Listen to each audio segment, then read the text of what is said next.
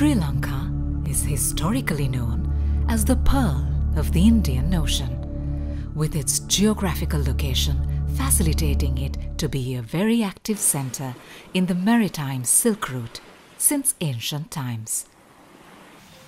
Due to its rich culture and biodiversity with many flora and fauna, Sri Lanka was known by several names from time to time as Lanka'S, Tambapanni, Serendip, Ceylan, Ceylan, Taprobana and Ceylon.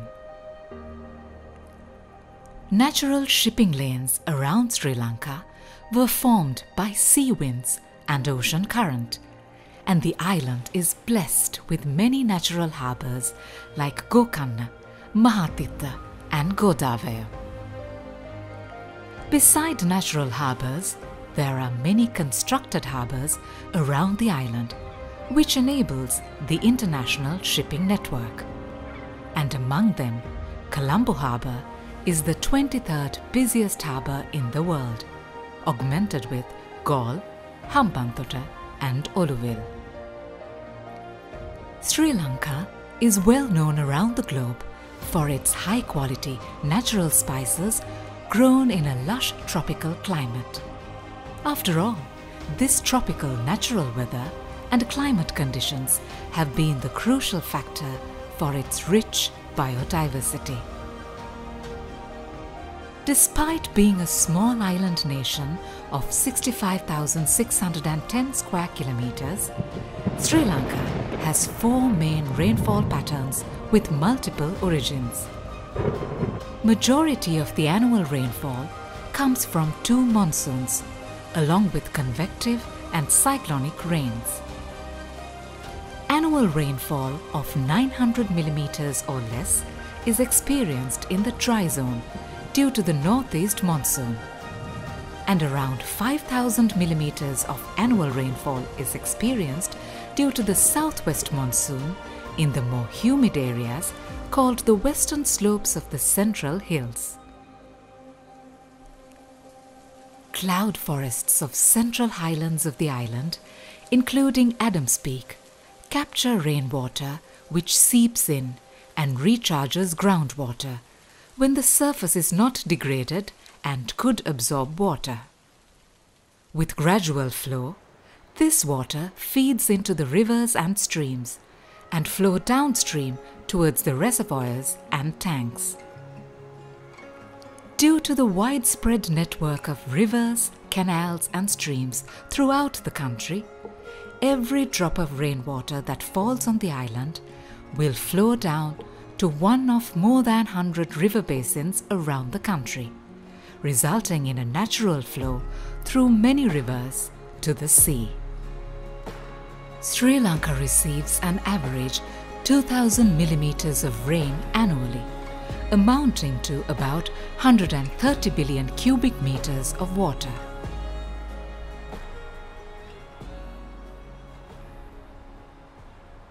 However, even with such heavy annual rainfall, there still remains many hectares of farmlands destroyed due to water shortage in Sri Lanka.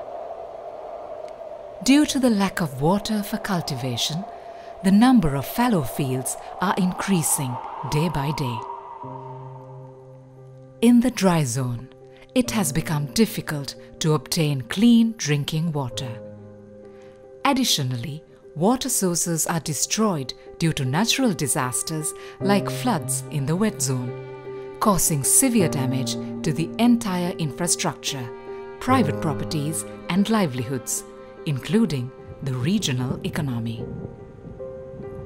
Climate change is one of the most significant factors to consider in the Sri Lankan context, as it affects food security, spread of diseases, and cause migration and conflicts. The effects of climate-related rainfall variability and extreme weather events has both direct and indirect impact on the socio-economic as well as environmental conditions in Sri Lanka.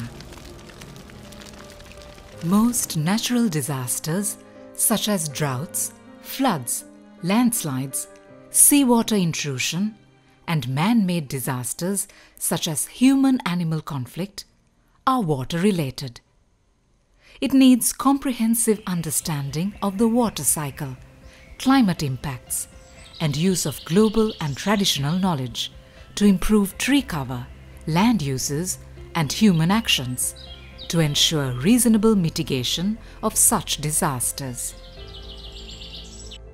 A highly practical concept executed about 10 centuries ago by King Parakramabahoo of ancient Sri Lanka, which states even one drop of water falling from the sky should not be allowed to flow down to the sea without being productively used by humans, reminds us that it is high time to rethink its practical implementation to find a sustainable solution. The large reservoirs and trans-basin water transfers across the geographical landscape of the country could divert water to water-scarce areas through canals and tunnels. Umaoya is an example of a similar transfer from one basin to another basin. The diversions from rivers in the wet zone, which carry additional flow of water to the dry zone, will support the mitigation of floods during heavy rains.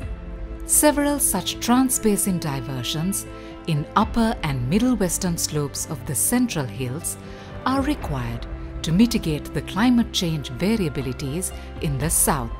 The recently constructed Morugahakanda Reservoir facilitates the diversion of water through 2 major canals and tunnels covering the north, north-central and western provinces.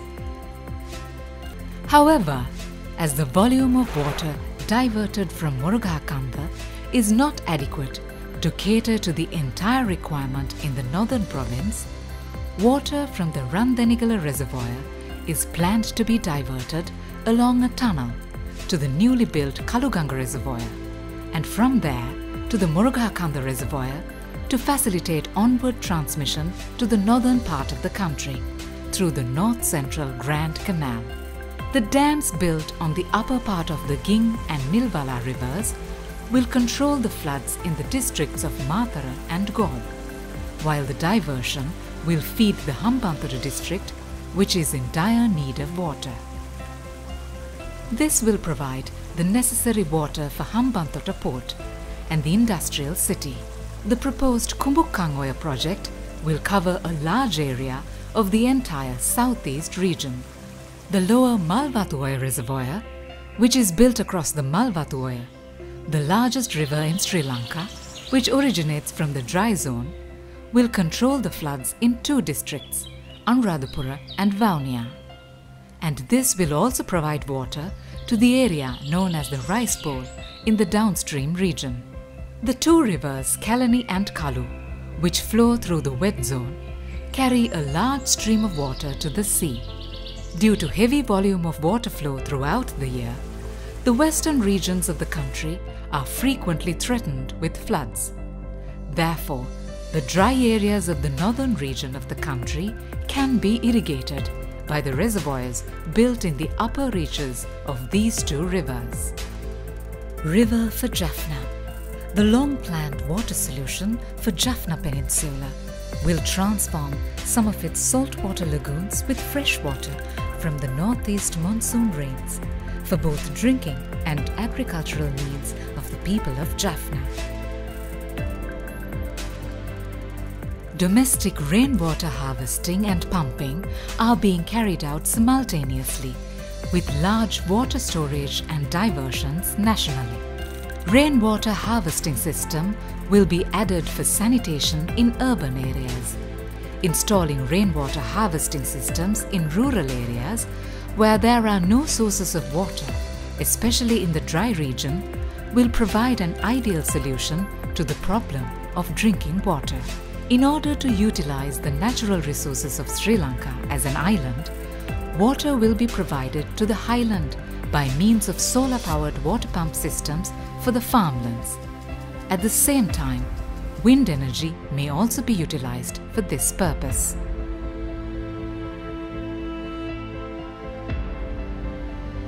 Efficient and effective water management by utilizing the rainwater received in the country every year and diverting it to the required areas will cater to the water needs of the agriculture industry, as well as drinking and other water requirements of the country.